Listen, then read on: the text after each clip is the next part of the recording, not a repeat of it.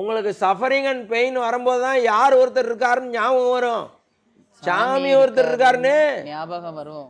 நல்லா அரபியன் குதிரை மாதிரி இருந்தீங்கன்னா என்னையும் பாரு அழகையும் பாரு அப்படின்னு சொல்லி என்ன செய்வீங்க?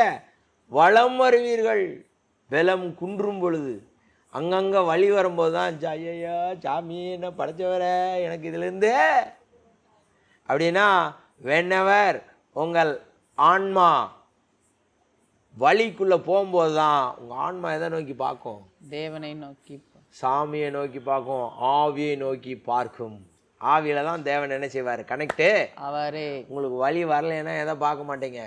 சாமியை பார்க்க. அப்ப கூட ஆண்டவர் சபிக்கிற மாதிரி சபிச்சுட்டு தன்னை நோக்கி இணைஞ்சாரு. வர்ற மாதிரி அங்க சாபத்தை வச்சிட்டாரு.